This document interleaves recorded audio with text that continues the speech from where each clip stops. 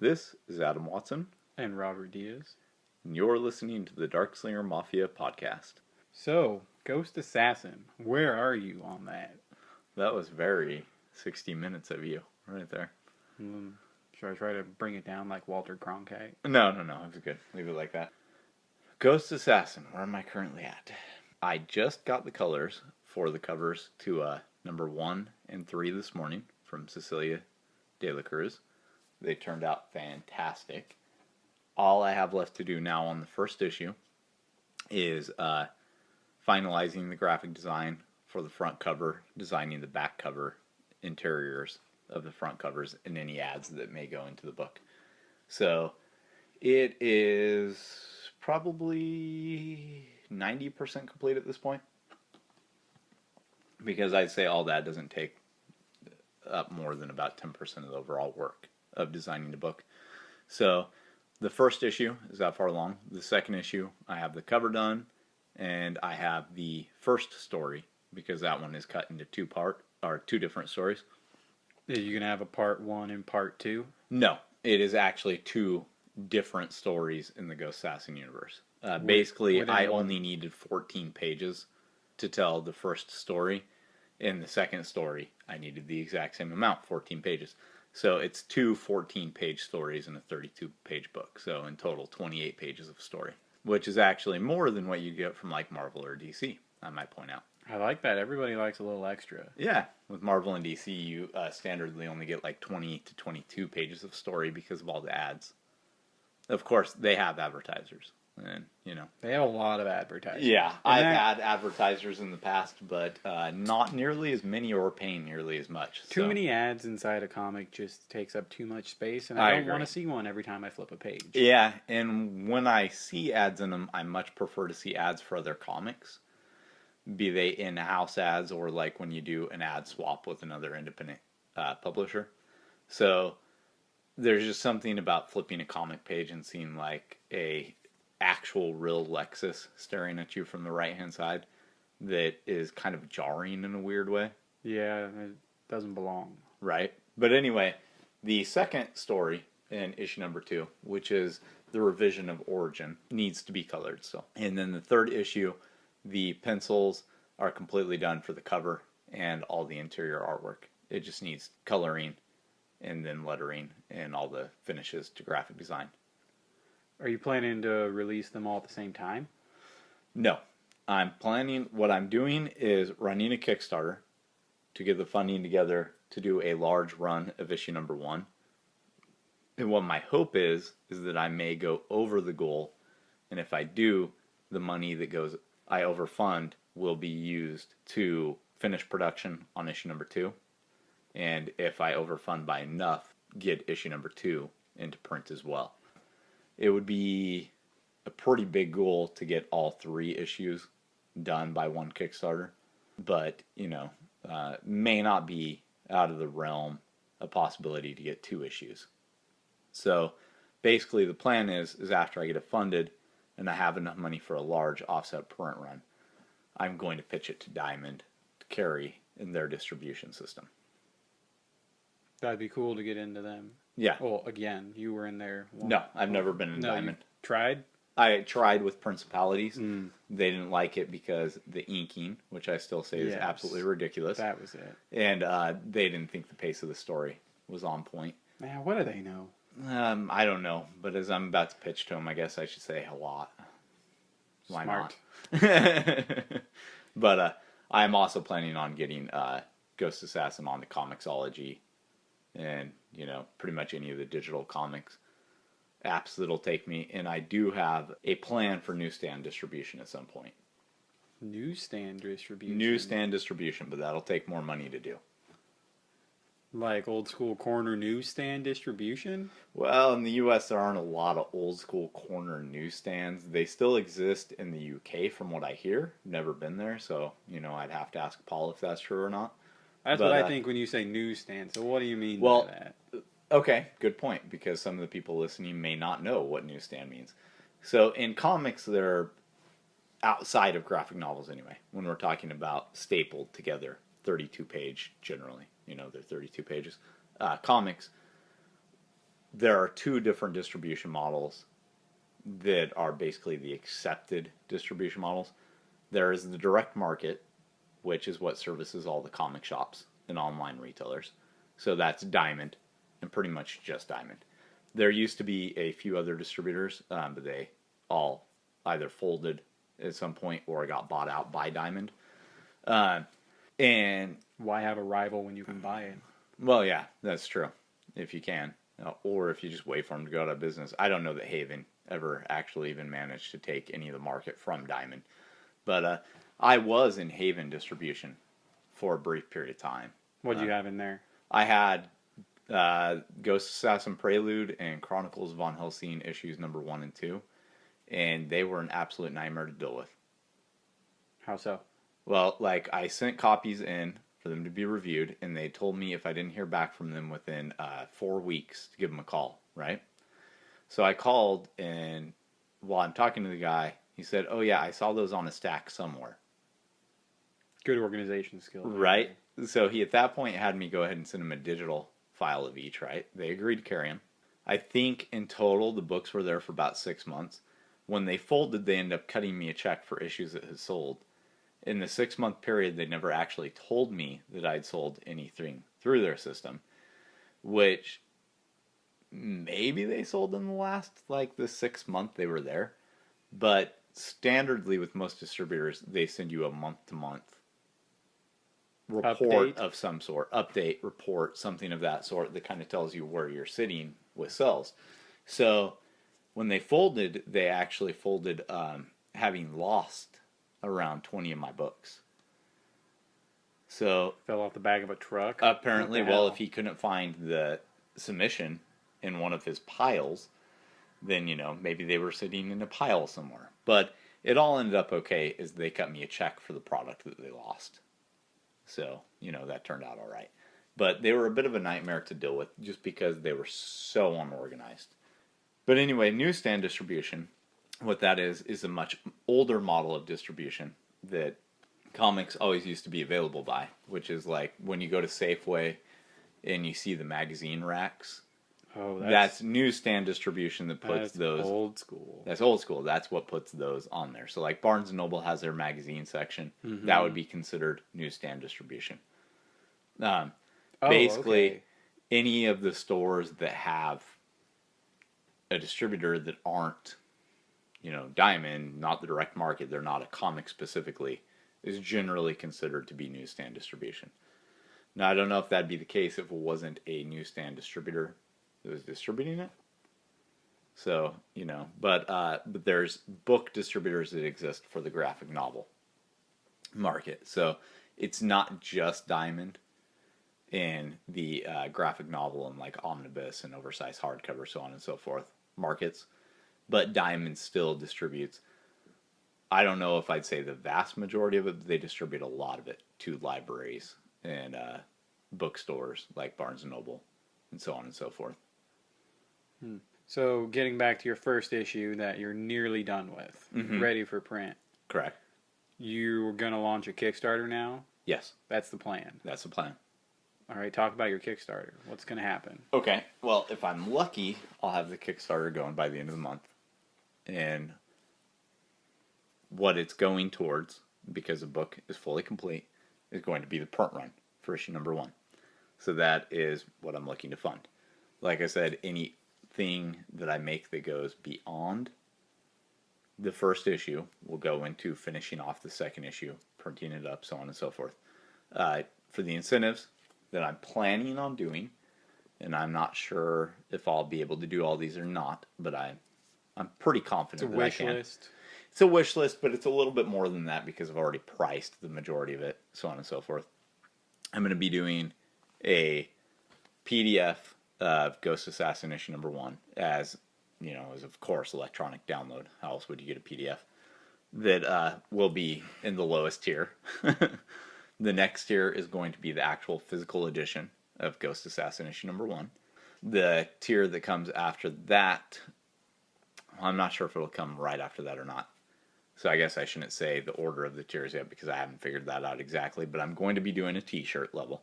There are a lot of comic Kickstarters who give the advice not to do t-shirts because they can't ship in something that's flat like all the other stuff can.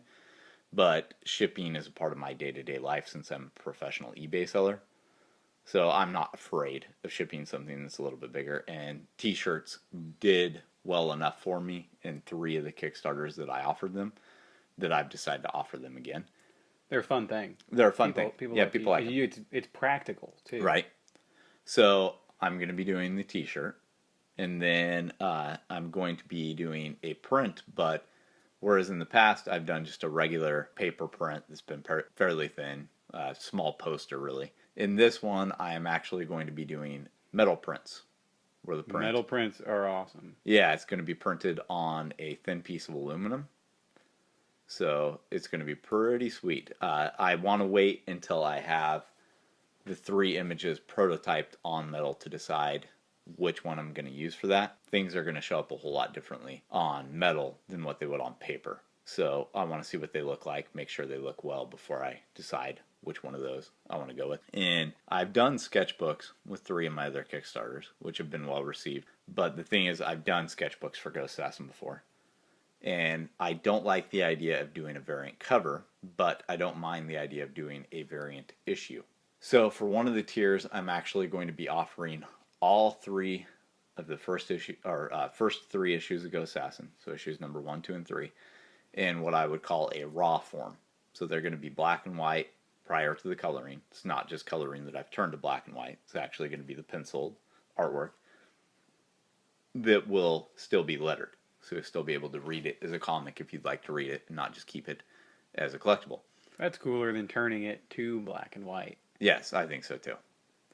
So, it's you're actually seeing the original art a whole lot more this way. I don't want to talk about the final incentive yet because I have not finalized with the manufacturer what that's going to be. But for my first stretch goal, if I hit 100 backers, all of the orders will come with a free Kickstarter exclusive trading card. Or I might make it limited edition because trading cards I have to print in quantities of 100. So I might make it limited edition just so I don't get stuck with like 90 trading cards or whatever, But I'll be including that.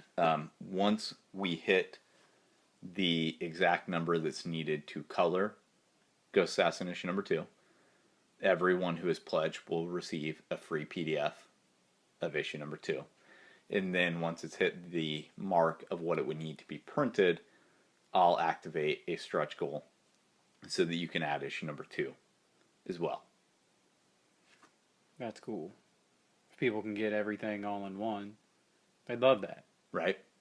I'd like to get everything all in one. Yeah, so I'll be doing a few early bird specials as well. When are you working up to enough issues to put it into trade form? Yes, you going to do that? Of course. There actually will probably be, by the time Ghost Assassin is finished, I would say there'll be 6 to 9 trade paperbacks in total. 6 to 9? 6 to 9, yeah. It's quite a lot. It is.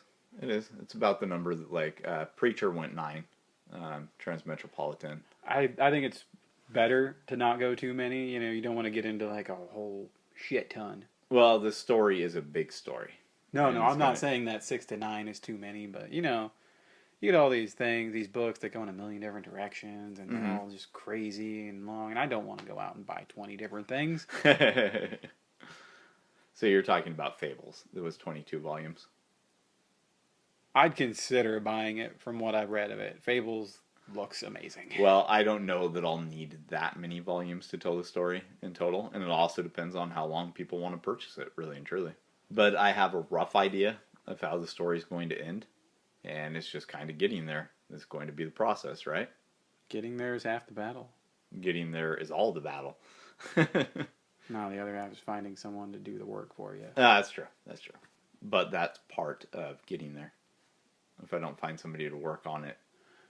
So, 1, 2, and 3 seem pretty close to done already. Yep.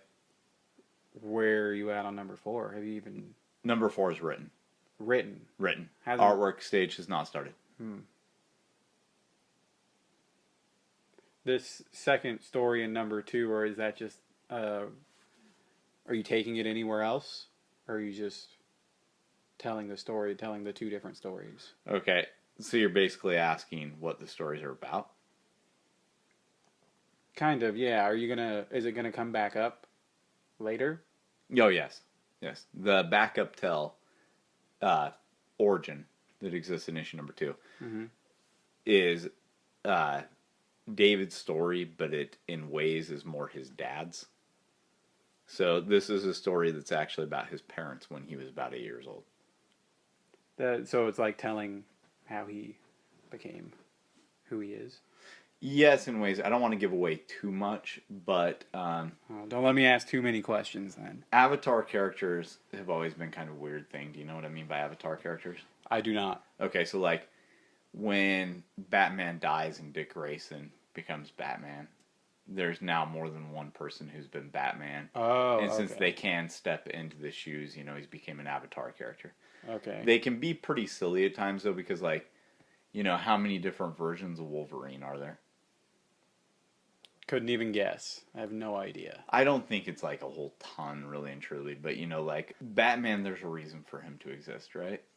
Yeah, to be a badass. Well, yeah, but also to like, inspire fear in the criminals of Gotham, so on and so forth. Be a superhero without Wolverine is a superpowers. single guy, right?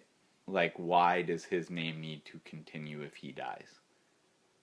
He's a random superhero who doesn't really stand for any one thing in particular, right? Yeah, I guess I never thought about it like that. So I always kind of thought it was kind of weird in comics how you always find out like this character had a father who existed long, long time ago who had the same exact set of powers they did. But it wasn't set up that way, right? So like Wolverine had no origin for 20 years, 25 years of existing.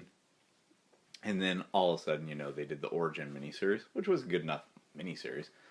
But you, of course, find out that his healing powers and his claws, both of them, are inherited from his father.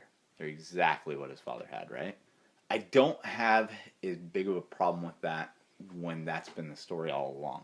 Like, Superman is Kryptonian. That's where his powers come from. And any Kryptonian who came to Earth would get the same exact powers as Superman, right? So it's not really an avatar. It's more like an inherited power that makes sense because it's always been there. It's just what happens when you come to this place. Yes, exactly. And so you do find out that David's father did in fact have nearly the same set of abilities that David has, seeing ghosts and the ability to interact with ghosts.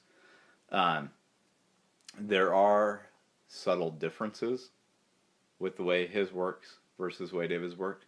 But part of the reason I wanted to do Origin and just get it right out of the way really early on wasn't just because, telling the story of Brad, that's David's father's name, was burning, a hole in my brain or whatever. It was also because I wanted to establish right away that David's powers do in fact come from somewhere, if you want to call them powers, whatever you want to call them. Power, He's definitely not curse. A superhero. The ability to see ghosts. So yeah, curse, whatever. It comes from Brad. And I wanted to establish that really early on so that, I don't have to drag it out 80 issues or 20 years or whatever and all of a sudden say, hey, guess where these came from? It was his father all along. I don't like that kind of reveal unless it serves a major point and has been made to all along. So there was really no reason not to say that David's powers were inherited, so why not just get it out of the way right away? And I thought I had a good story to tell. Time will tell. Time will tell, yeah. Reader response will tell. Same thing. Right. Are you going to do like another dual origin sort of thing later on, or is it just going to like meet up in the middle? Do you have Ghost a plan Assassin for that? does work that way. There are the primary stories that take place in the here and now. There is time jumps. There may be issues that feature Brad, and some of the stories, might be David thinking back to what happened prior to the events of Prelude. There were obviously some questions that were asked in Prelude that need to be addressed at some point in the series. I'm not a writer who feels like I need to answer every single question everyone has, but there are questions that I posed in Prelude that I always intended to answer. So those questions, in order to answer them properly, flashback sequences need to happen. Things like that need to happen. So it's not completely linear where everything takes place from Prelude on and there was nothing that came before it, I like when not everything is answered. A little bit of mystery, personally, as a reader or a watcher of anything. Yeah. The most disappointing thing for me whenever I read a Dean Koontz novel was that there was always a paragraph at the very end that wrapped everything up and left you with not a single question. I'd rather have some unanswered questions. His writing is phenomenal until the end. Yeah, he can't end a story. There's only one ending of a book of his that I've read that I liked, and it was the first in a series called Odd Thomas. Oh, yeah. I'm familiar with Odd Thomas. The ending of that was very good. It was good, and it was emotional. The fact that it was continuing allowed him to end it differently. Basically. I didn't bother to read the next one. My friend told me, don't bother. If you like the first one that much, you're not going to like the next as much. That makes sense. I do have to tell the story that way, and the story just naturally tells itself that way. How long down the road can people expect to have to wait? Because you're giving them a taste. Right.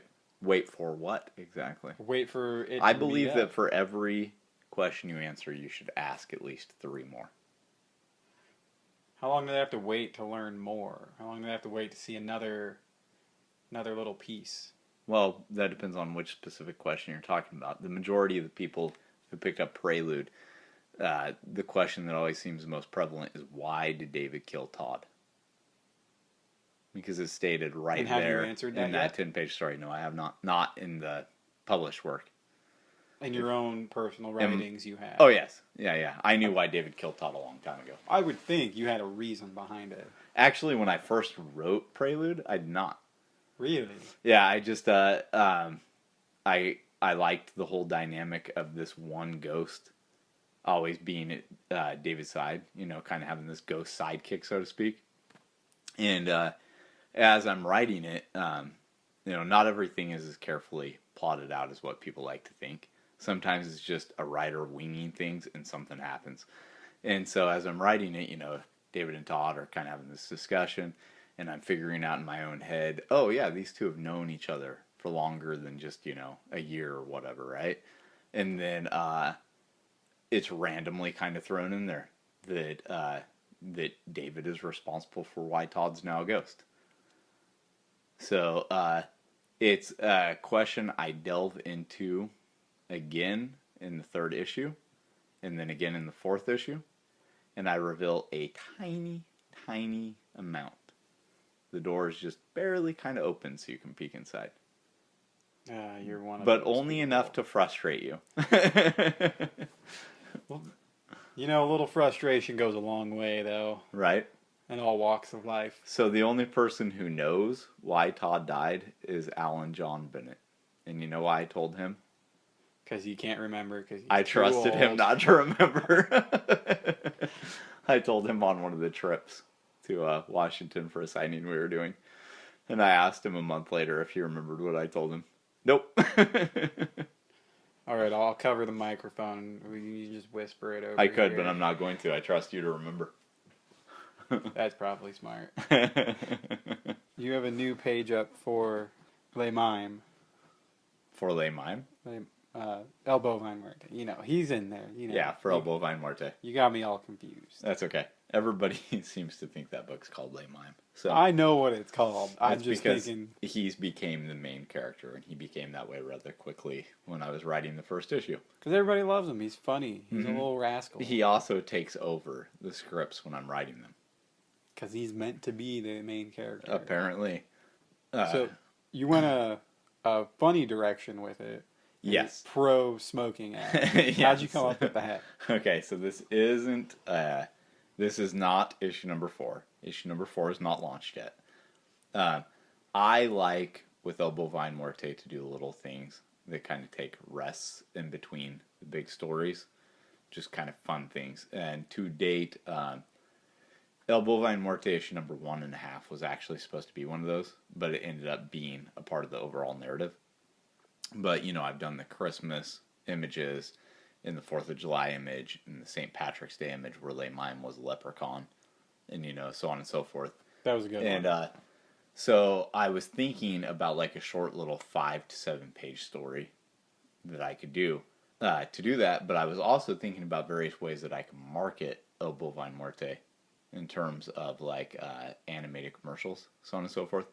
So originally I had not written this as a comic script. I actually wrote it as something to give to a Flash animator I know.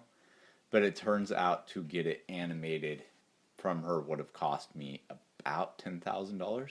So obviously, maybe I could have found cheaper animators. I don't know. But I was like, okay, this wasn't meant to be a animated commercial currently anyway.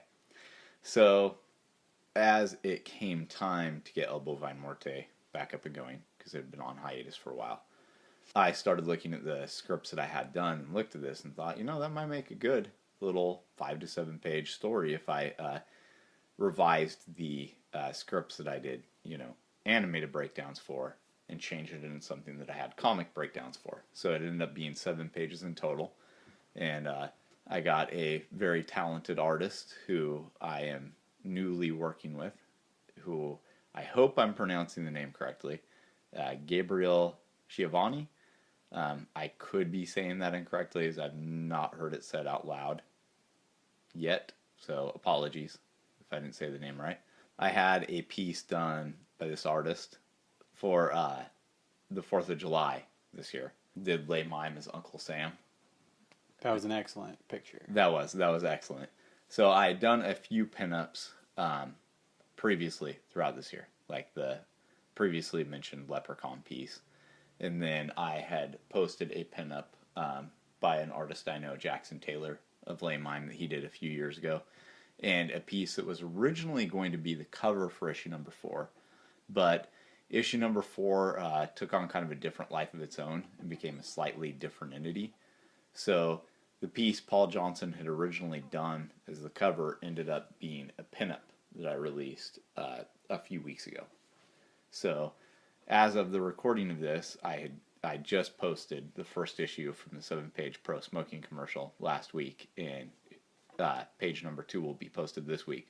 As to why I came up with a pro smoking commercial, I was watching a bunch of old DVDs, and you know how there are so many DVDs that have like the truth ad from early 2000s. They put those on DVDs? They put those everywhere. Oh. They were in so many places. I guess I never watched them on DVDs. Yeah, well, maybe it wasn't the truth ad. Maybe it was one that was about not stealing DVDs. There's probably that. But those are basically like the exact same advertisements. Yeah, substitute one for the other. Yeah, the truth advertisements are so annoying, and I sincerely doubt they ever got anybody to quit smoking because they just didn't seem like they would have. But when I saw those, this image just popped into my head of Le Mime sitting around watching TV while he's waiting for me to do a new story. And as I'm kind of imagining him sitting on the couch next to me, and yeah, I know that sounds insane, watching the same thing I'm watching, I see Le Mime getting very angry that they're trying to demonize one of his favorite things in the whole world. And so he's got to make his own commercial to stand up for what he believes in. You might be a little crazy. Might be a whole lot crazy. Just a little bit. But anyway, so I started writing this, and at first I was afraid that it was just going to be like a carbon cut. This is the truth commercial, and this is Le Mime's commercial, and they're too similar, right? But as I started writing it, it took on more of a parody feel to it. The narrator just kind of inserted himself into it as I was writing it, because the narrator is continually interrupting Le Mime, as you can see on the first page. Yeah. To point out that you shouldn't be listening to Le Mime. Calls Smart him advice. An insane ex-rodeo clown in the first page. When people read things like Batman, at least a lot of people, mm-hmm. I would assume you're hearing Kevin Conroy. At least I do. I And would say know that's other probably people true. that do. There's probably I other don't know people if you who do or he'll not. hear like Christian Bale. Oh, so yeah, so newer generation might because Yeah. they're not wise to the better years of Batman. That's true. That is true. I do hear Kevin Conroy in my head. Funny enough, though, I hear the Kevin Conroy from Batman Beyond. Oh, old man. Yeah, I hear old man Batman for some reason whenever I read a Batman story. But it's And still... it's not a voice that's totally different because, it's still Kevin Conroy's voice, and he's not really doing the voice that much differently, but it's just different enough to make him have like kind of an older, wiser edge to him. And that's what I always hear when I'm reading a good Batman story. And so, exactly, you hear his voice. Mm-hmm. Everyone hears a voice of a character when you read it. If the character is done well, yeah. Yeah. Who knows if you're putting it to someone that's played them or someone you just think would be like them. Right. Or you make up your own voice. Yeah. What do you hear when you look at Le Mime? What do I hear? Yeah, what's his voice to you? I can actually do what I hear his voice sound like, but I'm not going to on the podcast. Why not? You're going to have to get me drunk for a podcast if you want me to do that. Oh, that would be a interesting podcast. That would be a fun podcast, more than likely. Stuff we would What say. I hear isn't quite a real French accent. It actually probably leans more towards like TV Creole accent, so probably not at all what like Creole people sound like, but what they sound like on TV. Almost like an easier to understand version of the old farmer guy that's in all the Adam Sandler movies. Like he's in The Water Boy, and he also appears in like Joe Dirt. Yeah, he has the Louisiana frog cakes. Yeah. Oh wait, no, he eats them. Yes. Yeah, he's got the really thick like Louisiana Creole accent, right? But it's totally overdone, and it's not probably at all what anyone from that region would actually sound like. That, except for easier to understand, is actually what I hear when I hear Lema, which is kind of funny because he came from France. If one of the stories in the half issue is to be believed, that's where he was with his father when his father died. And so if he actually came from France, I have no idea at all why he sounds like that in my head, but that is how he sounds. Maybe that'll stick then. So That's how I think the best way to explain it actually would be if Zach Braff from Scrubs did an impersonation of the guy from the Adam Sandler movies, whose name I don't know, apologize for that, then I think that's exactly what Lee Mime would sound like. Zach Braff. That's an odd choice. I know. But he's got just kind of that just nasally enough sound to his voice. Might work. It might, and it might be totally awful. I have no idea, but that's kind of how he sounds in my head. You might be able to get him on the cheap to voice him. Well, number one, I doubt that. He's actually got a lot of money. But he had some pretty I had always thought bad when I was writing the first two issues of Bovine Muerte that if it was ever live action, I'd want Zach Braff to play Le Mime, right? But that's also when Nick was the artist for El Bovine Muerte. And if you don't know, Nick Larson was the original artist. But Paul Johnson has since redone the pages that he did so they don't actually appear on the website. When he did Le Mime, the character always had a double chin. But it was always a really small little double chin. His Le Mime actually looked drastically different than what Paul's did. The basic design was there, like the stripes, floor delay, all those design elements were there. But the character was pudgier and had a double chin, right? And so that's always who I thought of. And then when Paul came in, and I saw the first Le Mime he ever drew, it's like, that's fantastic. That's exactly, the direction I want to go. His Le Mime was taller. He was lankier.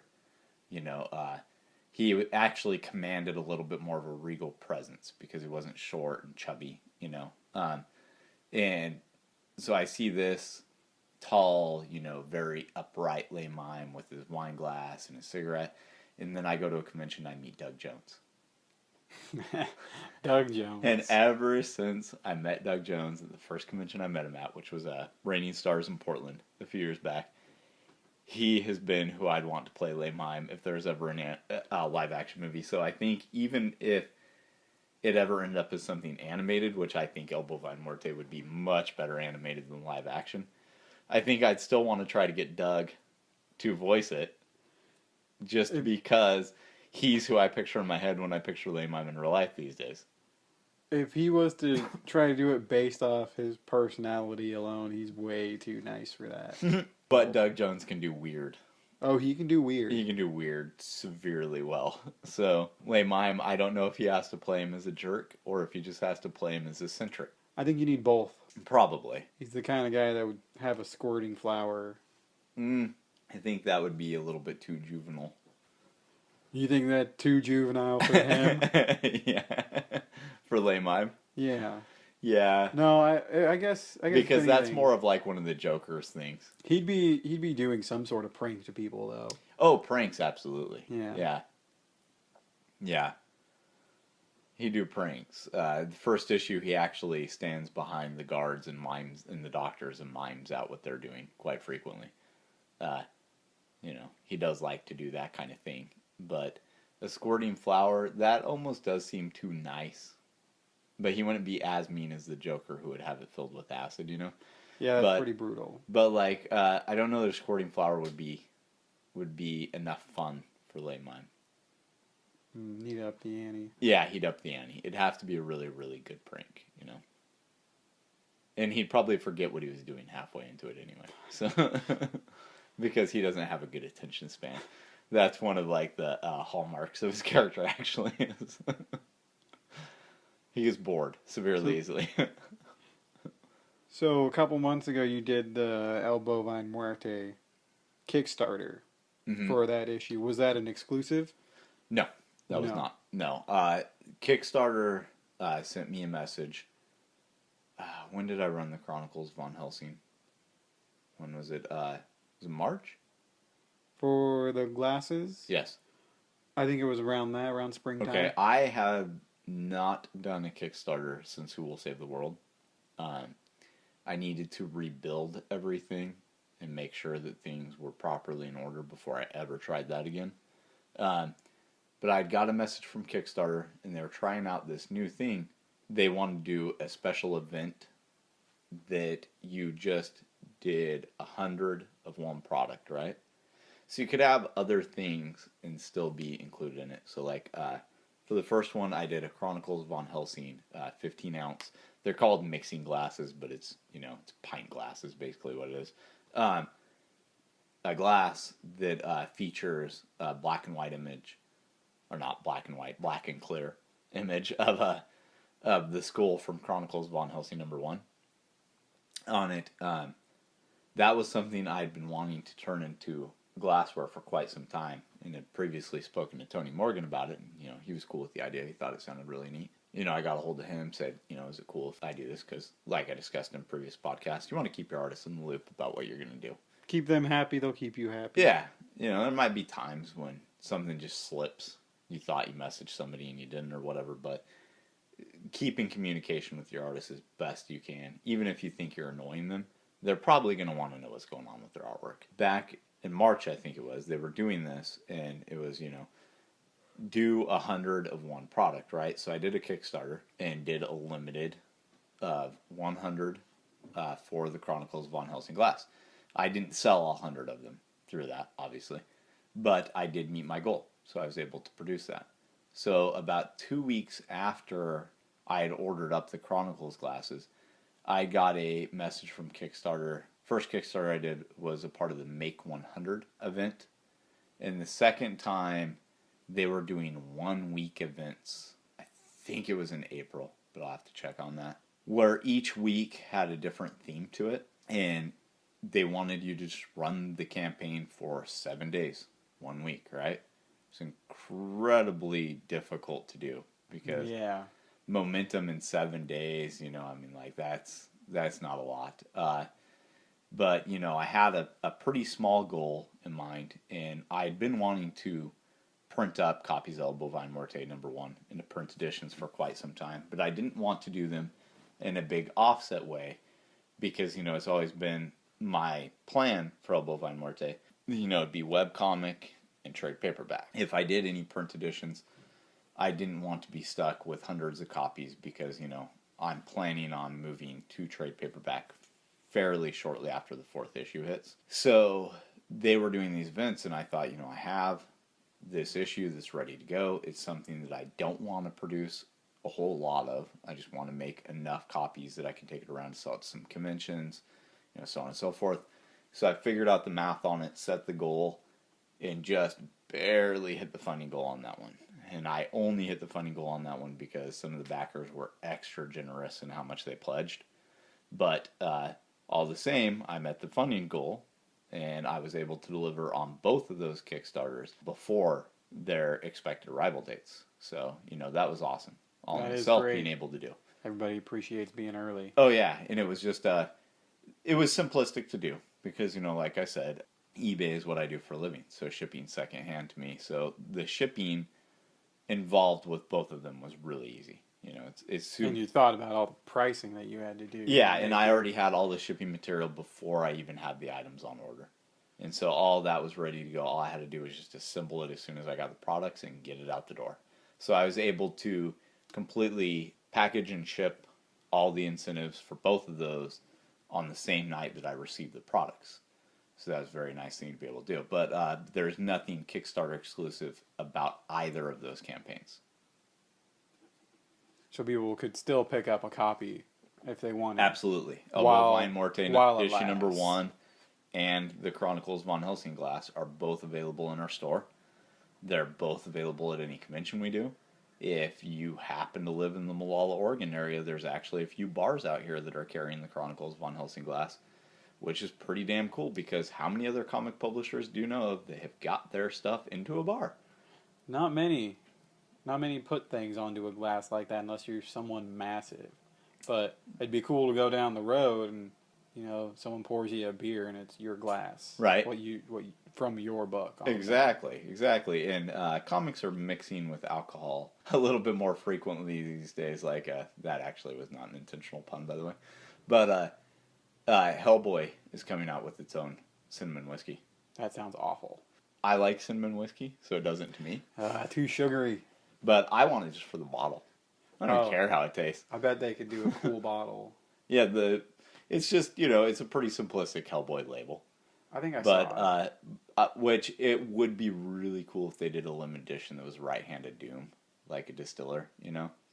That would be sweet. Like, come in that. It's like that's the bottle. Yeah. I mean, like, if Crystal Skull vodka can have a Crystal Skull, why can't the Hellboy whiskey come in a right-hand of Doom decanter? They could do that. They should do that. They should do that. That would be awesome. That'd be awesome. But, yeah, that's actually part of my strategy to move my brand beyond just, like, you know, comic shops and comic conventions, while at the same time trying to bring it back to the comics. So, you know, I've tried various ways because I have, like, my shot glasses are available at the local liquor store. And I have, you know, some of the drinking glasses available at some of the bars. It's difficult to figure out how you can tie that back into advertisement for the comics. But, you know, the more people who see these images, and it does say Darkslinger Comics on it, you know, so if they're interested, they can look it up, so on and so forth, you know. And I'm going to be releasing a second glass in the Chronicles von Helsing series by the end of this year. Any idea which picture is going to be on that? I know exactly which picture it's going to be. It's going to be an image Tony Morgan did, once again, of Robert von Helsing, the scene on the back cover of issue number 1. That'll look pretty cool. Yeah, and it's kind of cool to have the first one be the front cover of issue number 1 and the second one be the back cover of issue number 1. I'd cheers to that. Yeah, so I actually want to release at least 6 to 7 glasses in the Chronicles von Helsing series. And I'm interested in doing glassware for some of my other product, or for some of my other comic lines as well. It's been a lot of fun doing those. You get a much different response off of selling glassware than you do comics. You can hit a wider market. You can hit a, because who doesn't use glasses? Yeah. Yeah. So, I have one sitting in my kitchen. Yeah, exactly. And Not just like one single glass, a glass from you. Right, I knew what you meant. Yeah, but our listeners may not have. I actually use one of the Chronicles glasses every single day. So, came in handy just for me to have them too. Yeah. But yeah, that's all stuff I'm interested in pursuing more down the line. One of the products that I'm coming out with very shortly is going to be a sew-on patch that features the Darkslinger Mafia emblem. You ever thought about something funny, like some sort of joke thing for a Bovine Muerte, or more specifically, lay mine, because that's, people are just gonna love anything for him because he's funny. You mean like a sew-on patch? Like a whoopee cushion or something? I haven't thought of anything like that yet, no. That'd be funny if you did something funny for him. It would be, but I need to get his notoriety up a little bit more. Details. Everybody responds to the character very well. Now I just need to figure out how to get the character seen by more people who will respond to him. But thus far, the new pages by Gabriel, the responses seem to be very good on them. I've actually had a number of people comment where, I've always had people who will take the time to click the like button whenever I post something. But people who actually take the time to comment are more rare, it seems like, when you're posting something comic related. And this new page, I had quite a few comments on. And he's very talented. I like the direction. He's very talented. It looks really good. I really enjoy working with him. You just got to meet him. Go there and meet him. Go to Italy. Yeah. Well, I actually work with 4 different artists from there. So who knows? Maybe I can business trip. Yeah, set up a signing tour and go all throughout Italy. Write it off.